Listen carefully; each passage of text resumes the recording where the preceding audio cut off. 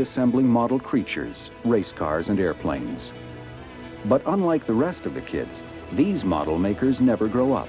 They go on to build the Mothership, and the Millennium Falcon, the Red October, and the Starship Enterprise.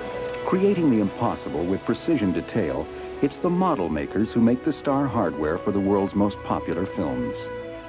Their work is usually shrouded with secrecy, but today some of Hollywood's most gifted model makers are going to beam you up for a look at a mile-long space station and a battle scene being created for Star Trek Deep Space Nine.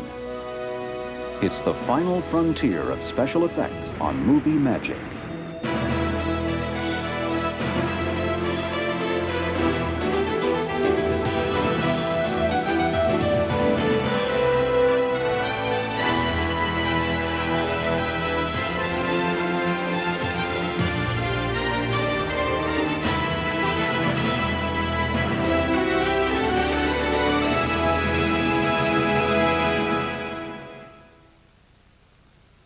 Scale models and miniatures have been an integral part of the film industry since French filmmaker Georges Méliès made a trip to the moon in 1902.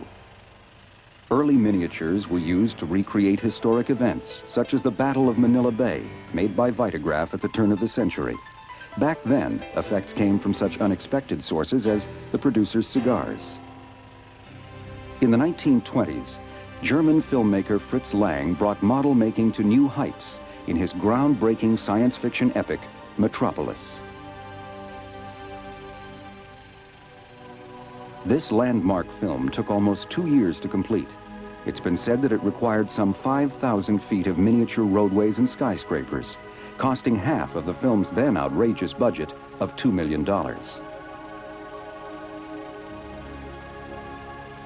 In the ensuing years, it was the model makers who gave us the cinematic visions of New York City and Gotham City, Frankenstein's castle and Dracula's castle,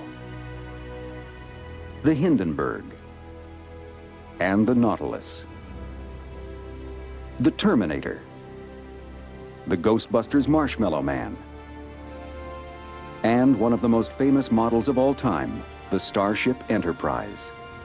The original Enterprise was conceived by Star Trek creator Gene Roddenberry and the effects team supervised by Howard Anderson Jr. With Matt Jeffries designing the Enterprise, it took probably 3 months of working with Dick Dayton to evolve the materials and how to build the Enterprise. I built the model out of wood for Gene's approval. And once he saw it, he made some changes. And from that point on, I made the large model, which was 4 times the size of the smaller one. And we're talking about the large one being 12 feet long, give or take a few inches. When Star Trek The Next Generation exploded on the scene in 1987, effects supervisor Rob Legato was called in to create the effects for the updated version of the classic series. Legato and fellow supervisor Dan Curry manned the bridge for the first 5 seasons of The Next Generation. Their spectacular work on that series earned them Emmy Awards in 1992. One of the biggest challenges working on Star Trek is you have no idea what's going to come up in the next week, so you don't get a chance to plan and come up with these great ways of doing things. You have to do it on the cuff. And the hard part is sometimes it's extremely challenging, and you'd rather spend 2 weeks designing it or 3 weeks designing it. You have a couple hours because they want a budget by noon. Before Star Trek, Legato honed his skills making commercials like this one with the renowned Robert Abel and Associates. Shots involving models have always been his specialty. The great thing about shooting models as opposed to computer graphics is that you can get into a happy accident. A light can hit something a particular way, and you take advantage of that. And in computers, you don't necessarily do that. You have to plan for that accident. Now, with Star Trek Deep Space Nine, Rob is faced with an entirely new set of challenges. It will require some of the most elaborate models and miniatures ever built for television. By far the most important model in the series is the Deep Space Nine space station. A mile-long outpost at the furthest reaches of Federation space, the space station was conceived by production designer Herman Zimmerman. and executive producers Michael Piller and Rick Berman. Supervising the construction and filming of the model is effects producer Legato, who must plan and execute every effect sequence in the show. Once they showed me what it is they want to do, then we got into practicality of it and how big something like that needs to be, what we actually will make, and what's actually needed to get the show done.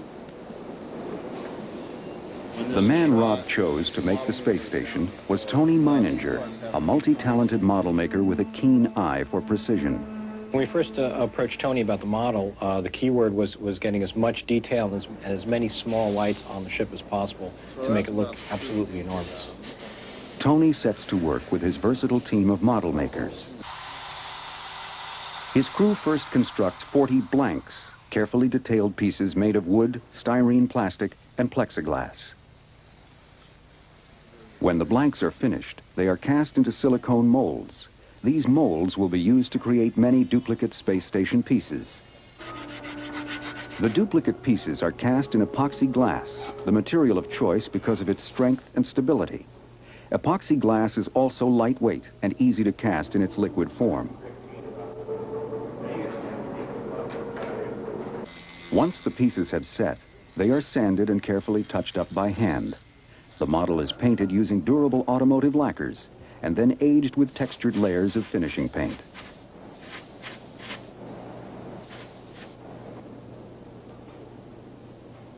In its final construction phase, custom manufactured neon tubing is placed inside the model sections to generate the station's interior lighting. Like that. If you look where I'm looking, if you're looking from above, look from where I am so you don't see the bulb. So are these ever going to get pulled out? I guess not. No, they're permanent. More than 1,000 fiber optic strands are added to carry the illumination to the windows. You can see there's lots of little holes in here. Those will get drilled out a little larger, and then a fiber optic filament will be put in there. Neon illuminates the fiber optic so that you see the glow on the outside of the ship. Now you have to look at the instruction booklet? Made from some 2,000 individual pieces, the space station is durable yet surprisingly lightweight. Because of its hollow steel frame and epoxy exterior, the entire model weighs only 100 pounds.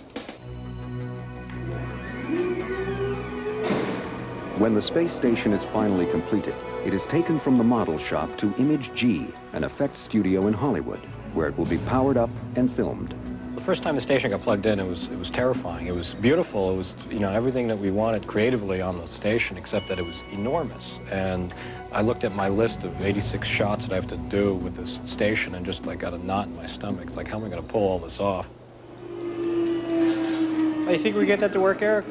The technology that Rob uses is a motion control camera system, which moves smoothly around the model, giving the illusion that the station is flying through space. You actually took what you did last time, the first and second one, and combined them. The first being where you see almost all of the underneath. Now, what was that comment again on camera? It's fine to me. Yeah, Carrie? Great, love it. Yeah, Gare? Very nice. Finally, on film, the space station model looks convincingly realistic. Rob's next stop is Paramount Studios in Hollywood. Here on Stage 18, he works with director David Carson on the live-action filming that will be combined with the space station shots.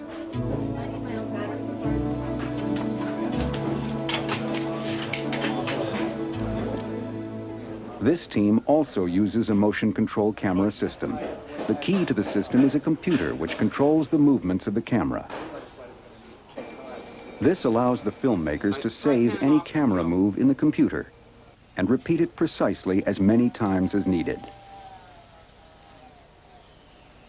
What is that? It's working. Marker.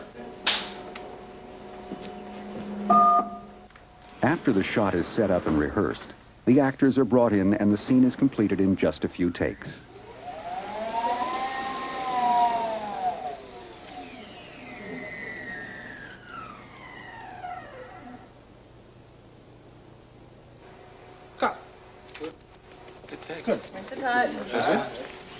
When the motion control work is finished, Rob will put a shot of the space station into the blue screen window. Blue screens are frequently used as temporary backgrounds for shots using miniatures. When the filming is complete, the blue is electronically removed and replaced with a shot of the model.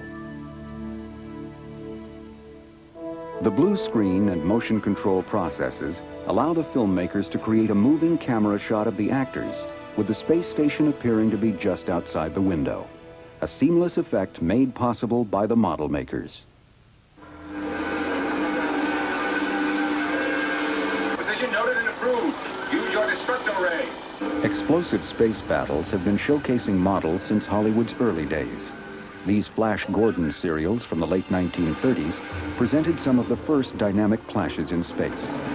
Today, these interstellar battles have evolved to a new realm of realism, involving some of the most demanding and time-consuming effects work imaginable. Each model must be shot using a motion control camera system. Multiple passes allow Rob Legato to perfectly control the illumination and the film exposure for each set of lights on the model. When you shoot a model, we end up shooting about 5 passes. We do a beauty light pass, we do a matte pass, and then every subsequent lighting pass after that, blinking lights, engines or whatever, they're all shot separately. One final pass over a star background, and the shot is ready to be put together. Another challenge in shooting space battles is that none of the spacecraft can appear to be affected by gravity.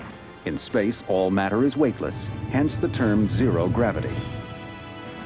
In filming the battle scene for Star Trek Deep Space Nine, Rob Legato must simulate a zero-gravity environment for a scene in which an enemy spacecraft blows a Federation starship out of the galaxy.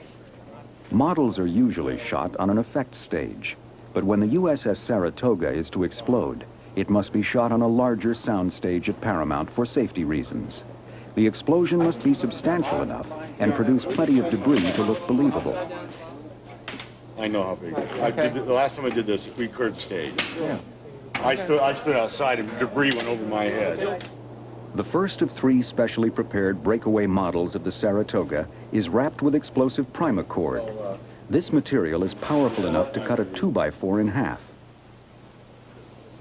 To simulate the weightlessness of space, the model is suspended vertically and the camera is rigged to shoot up. This will cause the debris to drop toward the camera, giving the illusion of zero gravity. A sheet of Lexan, a high-impact plastic, is used to protect the lens. A fan is rigged next to the camera to ensure that the falling debris will not block the camera lens. It would be a shame if a piece of debris landed right on top of the shot and obscured the rest of the fire and explosion of the ship. A high-speed camera is used so that the shot will play in slow motion, accentuating the sensation of zero-G. The explosion will seem brief to the naked eye, but filmed at 240 frames per second, it will last 10 seconds on the screen. It'll look like a little firecracker going off when you record it with the video camera, but when you see it on film, it'll look like a big explosion. Everyone takes his or her position as the explosive charges are made live. Roll camera! Rolling! The high-speed camera revs up and locks in at 240 frames per second.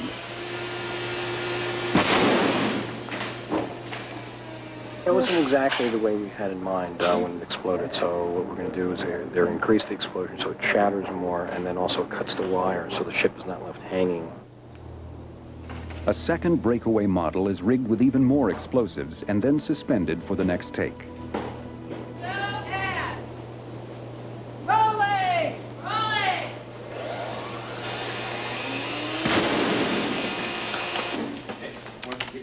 The second explosion is better, but Rob feels he needs one more try. The next take will use the last model, so this will have to be the final attempt. It's a souvenir for a Star Trek convention. We're going to have these autographed and sent out. The final explosion completely destroys the starship. That was great. That was worth waiting for. Usually, for some reason, everything goes in threes. And on the third one, then we nailed it. Finally, the whole sequence is assembled, and the results are spectacular.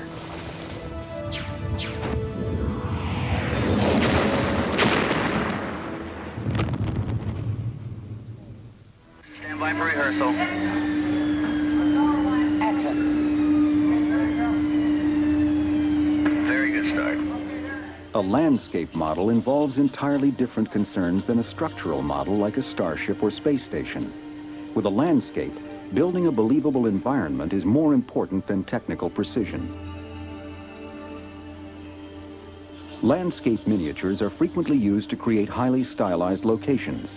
These Las Vegas miniatures from Francis Ford Coppola's One from the Heart were constructed on a soundstage where the lighting and camera moves could be carefully controlled.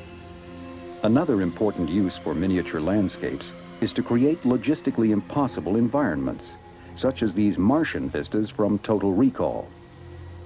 For Deep Space Nine, Rob Legato needs an uninviting, stormy planet surface.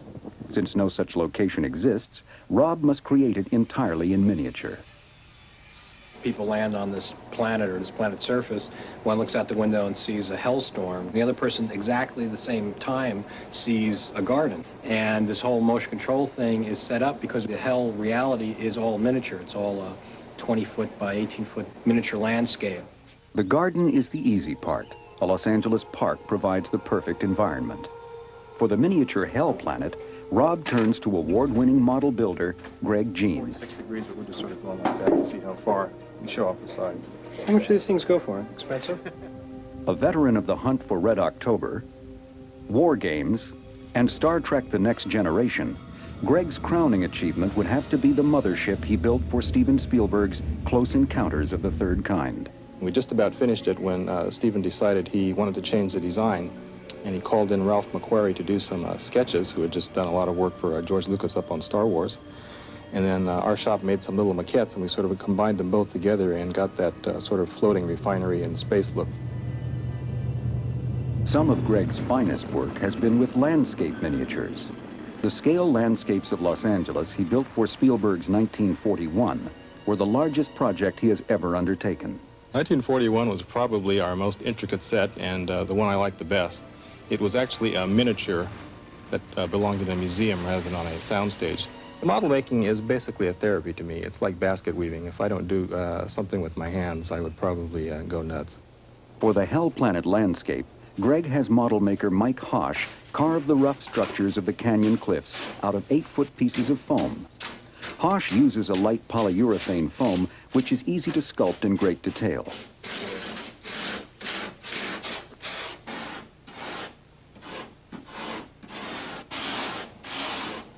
You just have to transfer in the Sharpie what areas we cut out so we can just start whacking it out. The canyon floor is first built from a denser, rigid urethane foam in a scaled-down version known as a maquette. Once we set that up, we can just start whacking away. Wire brush. The dimensions are later translated to larger pieces of the same material by his team of sculptors. And we're going to extend the bases so they drop and show more. Once the individual pieces are complete, they are assembled on a stage over the course of a day. It took Gene and his crew 3 weeks to create the 62 pieces that make up the Hell landscape. This is hell, as you can plainly see. The Hell Planet landscape miniature will be shot with a variety of physical effects, which are used to create the illusion of a full-scale storm scene. As much hell as we can afford is what we got. The timing of the lightning will be programmed into a computer. It must perfectly match what will later be shot on the live-action stage. The planet is blanketed with an eerie mist, created using liquid nitrogen, or LN2, which is kept under pressure at minus 320 degrees Fahrenheit. When all of the elements are brought together, the completed Hell Planet is a menacing sight.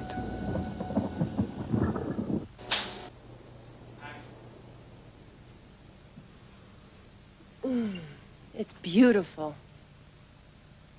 You have a strange eye for beauty, Dax. Next, the stars of Deep Space Nine are brought in to play this dramatic scene.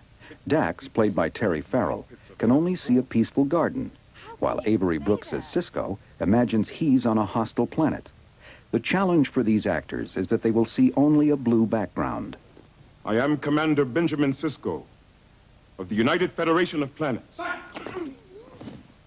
Later, all the blue will be replaced by images of the garden or the Hell Planet. I suppose the only way to prepare for blue screen is to go into your imagination, ultimately. I mean, you have to use your imagination all the time. Low-level ionic pattern. It's probing us. Someone's idea of shaking hands, maybe. Most of the time we speak to the actors and tell them what it is that we're going to put in, because all they see is just blue or an X on a C-stand or something like that to where their eye line is going to be. And it's pretty hard for them to picture this exciting hellstorm when there's none of the elements are there. No, they haven't told me how they're going to create this shot. You're going to have to go and see, too. While the actors play the scene, Legato must keep the entire puzzle together in his head.